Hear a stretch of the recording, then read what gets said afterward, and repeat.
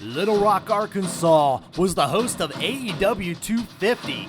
We're going to go over the thoughts and results tonight. We got a new champion crowned this evening, in addition to a couple other title matches in attendance tonight.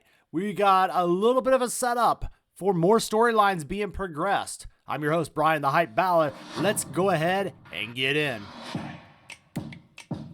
We start out the show with a title match right out the gate, and some thought this would be the main event, but I want to applaud AEW for not making this the main event and putting the champion, the world champion that is, for Strickland on last tonight. But we do start out with the AEW International Champion, Will Ospreay, going against MJF for the championship here at Dynamite 250, a match that is way, way, way big. MJF's got some experience in some Iron Man matches, even though this was not an Iron Man match. We did get this one chiming in just under an hour long in this back and forth brawler. We basically get a lot of back and forth in this one, and what I feel is the result here is MJF winning this title tonight after a grueling matchup. We even got the oxygen masks out after a very, very long opener. But this matchup back and forth did give me some reminders of MJF's former longer matches. We also have Will Ospreay just showing how good he is. These two are the feature presentations of AEW, and they definitely started this one out, and it did take up half of the show, but that's fine because, you know what, they got it done. Now, some of you guys, I'll be honest, you could probably stop watching Dynamite right after this one if you did have an early morning, but if you did stay, it wasn't a terrible show overall, and we got a few other segments and two other championship matches.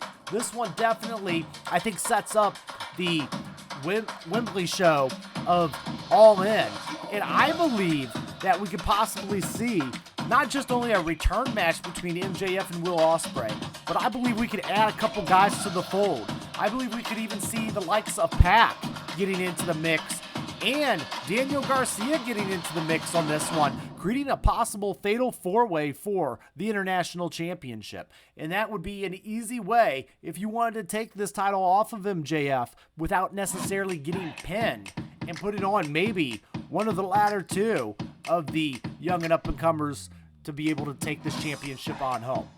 Speaking of taking it on home, I'm going to go ahead and let's go over to the Learning Tree time and the debut of TV Time with the Learning Tree's Chris Jericho.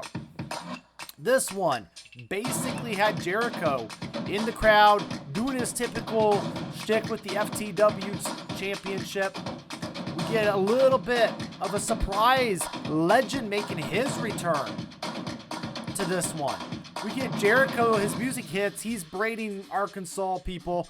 He says he'll never miss another Dynamite again, recounts the ways that him and his cronies injured Hook, Shibata, and Samoa Joe outlast while he begs everyone to just listen to him, and he doesn't have to do anything like that again. Then he says who actually would do such a thing, and then we get Minoru Suzuki, who is here, and he gets in Jericho's face and says next week.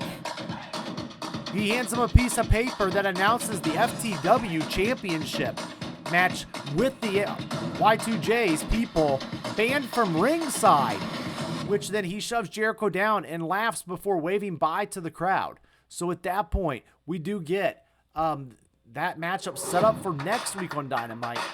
Blood and Guts is coming up too. And in that, we do get Young Bucks and Okada, who cut a promo on how they're going to have all the gold and all the power next week and beating Shane Strickland. Swerve Strickland is going to get bled so bad he'll vacate the title.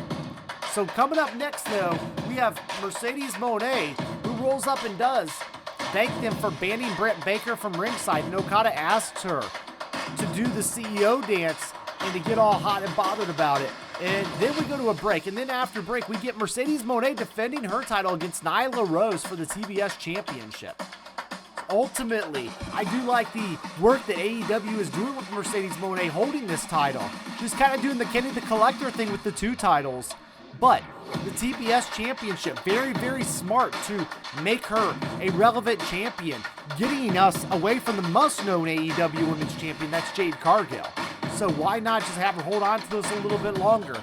And that's what happens in this matchup. We get a ultimate matchup ending around the 11-minute mark with Mercedes Moné winning the submission, with the statement maker retaining the TBS championship in a nice quick back and forth. It kind of reset the pace of the show for me after that long opening matchup. Also, forgot to mention, we do get Mark Briscoe saying that he will be officially part of Blood and Guts. And then a fan in the mask shoves Mercedes and takes her mask off. It's Dr. Britt Baker, DMD. And security jump in to keep her away from Mercedes. And then we get a recap of Mariah May and her twisted turn. But before that, we do get Jack Perry cutting a promo and Darby Allin setting up a little more Blood and Guts, talking about Brandon Cutler, proving it by throwing him through a boiler room door, throwing him into one of the tanks. He tells Darby to find him tonight, and he'll show him what a sacrifice looks like. But then we are going to get Mariah May, who makes the Toni Storm entrance all timeless style, very crowbar style, if you will. She gets on the mic and takes Toni, who took her in basically, and says, why? Why would she do that? Why would she give it all away? She didn't think it would last this long. And then she says she's got her sights set on Wembley. And why take the old horse out back when she can kill it in front of as many people as possible? She's been a Toni Storm, and now she's so much more. But don't worry, she's never loved Storm more when she was on her knees bleeding and begging, which was her greatest performance of all time. And May winning the Owen Women's Heart Cup and now getting that title shot against Toni Storm. This one is boiling and brewing just right and simmering at the right times. So very big turn last week in the main event, and now we get a little bit of this. We do get a quick recap next of the Bang Bang Gang getting stripped of the trios titles on Collision, arguing with Christopher Daniels, and then we go to break and we're getting into the main event. We got Okada versus Swerve Strickland. We get a fast-paced matchup on this one right out of the gates. And we get a hip toss, a stalemate.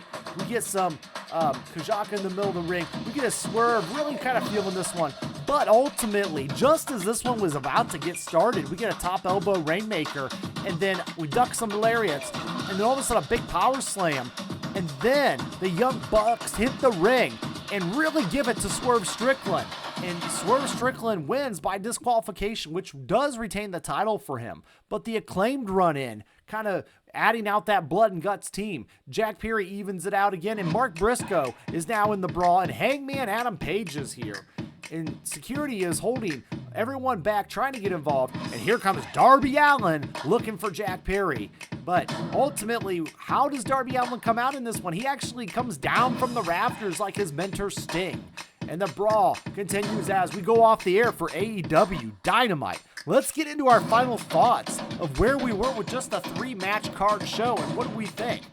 If you like what you thought on Dynamite, or if you like AEW, hit that like button. It just helps you see more stuff in your algorithm for wrestling and suggested content. If you are back again from subscribing and you just follow me along, thank you so much for that. I appreciate each and every one of you. I'm over on Twitter X as well at @TheBryanAdkins. But let's talk about our final thoughts on AEW. AEW developed storylines for Blood and Guts.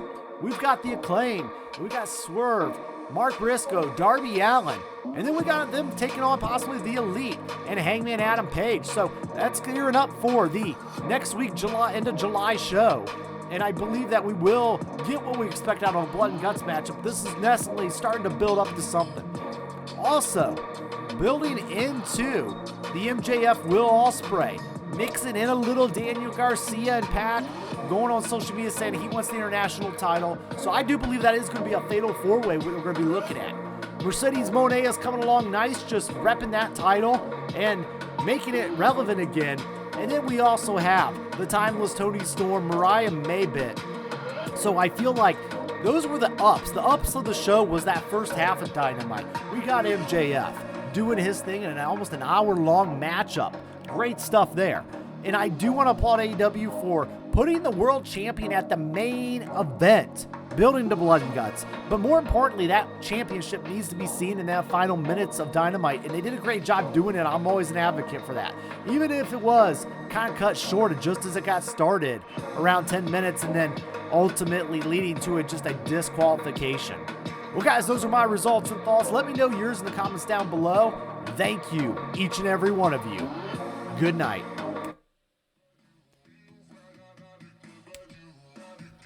It's not goodbye. It's not the end of the chapter. It's just game over till next time.